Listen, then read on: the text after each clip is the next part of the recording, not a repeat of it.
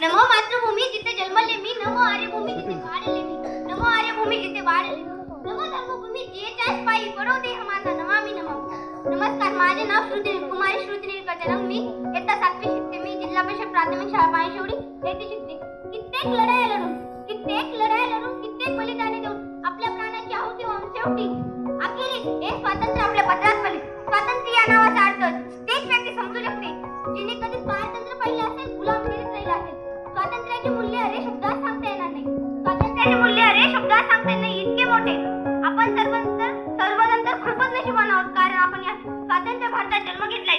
त्या अडचणी, त्या पारतंत्र्याच्या गुलामगिरीच्या बेड्या आपल्या हातात नाही घातल्या गेल्या याबद्दल आपण सर्वजण खूपच नशिबान आहोत. मित्रांनो, भारत हिंदुस्थान ही नावं फक्त तोंडावर जरी आली ना, रक्तात सरसरायला लागतं. आपली मान अभिमानाने उंचावते. तेव्हा तो तिरंगा आपल्यासमोर फक्त नसतो ना, तेव्हा आपल्या मनातील, प्रत्येकाच्या मनातील तो आदर्श, ती भावना, ती देशभक्ती पाहण्यासारखी असते. किसी ने खूब है कि हम अपनी जान के दुश्मन को भी अपनी जान देते, कि हम हमारे लेकिन मोट भाई यार जान के मोहब्बत तीसरी मिट्टी को हिंदुस्तान देते हैं, मोहब्बत तीसरी मिट्टी को हिंदुस्तान देते हैं. जो दुनिया में दिखाई दे उसे खामोशी कहते, जो दुनिया में दिखाई दे उसे खामोशी कहते, जो आंखों में दिखाई दे उसे तूफान कहते, और जो आंखों में दिखाई दे उसे तूफान कहते. और ऐसा एक ही देश है जिसमें मेहमानों को भी भगवान कहते हैं, मेहमानों कहते हैं. आपल्या भारताला ना सोने की चिडिया असं म्हटलं जात होतं. का बरं? कारण आपल्या भारतासारखा समृद्ध, शेतीप्रधान, कृषीप्रधान देश त्या काळी तरी दुसरा कोणता होता. म्हणूनच कदाचित इंग्रजांना आपल्या भारतातून बाहेर, इंग्रजांना कदाचित आपल्या भारतातून पाऊल बाहेर टाकताना खूप त्रास झाला होता. 1857ला चालू झालेला संग्राम, स्वातंत्र्य यज्ञ शेवटी 15 ऑगस्ट 1947ला शांत झाला. 26 जानेवारी 1950ला आपला भारत देश स्वातंत्र्य झाला. किती छान ना, पण तुम्हाला माहिती आहे का? आपला भारत देश स्वातंत्र्य झाला तरी तो कोणापासून स्वातंत्र्य झाला? पण जातीभेदांपासून नाही, धर्मभेदांपासून. ते कार्य तर अजूनही चालू आहे. डॉक्टर बाबासाहेब आंबेडकर, महात्मा फुले, लाल बहादूर शास्त्री या अनेक नेत्यांनी खूप प्रयत्न केले, समाजसेवकांनी खूप प्रयत्न केले. या भारतात राज्यात याची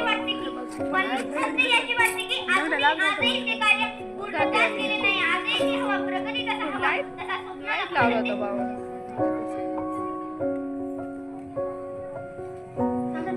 पूर्वी ना इनामापेक्षा इमान हा शब्द भारतीयांसाठी खूप महत्त्वाचा होता. पूर्वी ना इनामापेक्षा इमान हा शब्द भारतीयांसाठी खूप महत्त्वाचा होता. पण आता भ्रष्टाचाराशी मैत्री करून इमानदारी विसरून गेलोय आपण. इमानदारी विसरून गेलोय. या सूर्याला, या भारताच्या सूर्याला आता गुन्हेगारीचं ग्रहण लागलेलं आहे. एवढंच नाही तर पूर्वी पैसा माहित होता, पण आता ना काळा पैसा माहित आहे. किती बदल झाले नाही, पण एक गोष्ट तर आहेच ना की आपला भारत देश स्वातंत्र्य झालाय. आपल्या हातात नाहीच आहे सत्ता, भारतीयांच्या हातात आहे सत्ता. मग असं का होतं? जरा स्वतःला प्रश्न विचारा, आपल्यामध्ये ते गुण आहेत का? आपल्यामध्ये हे सगळं आहे का? जर नसेल तर आपण राष्ट्रभक्त आहोत का? सांगा प्रत्येकाला. हा एक प्रश्न पडायलाच हवा ना. एक ते देशभक्त आहेत जे सरहद्दीवर लढतात, स्वतःच्या प्राणाची पर्वा न करता लढतात.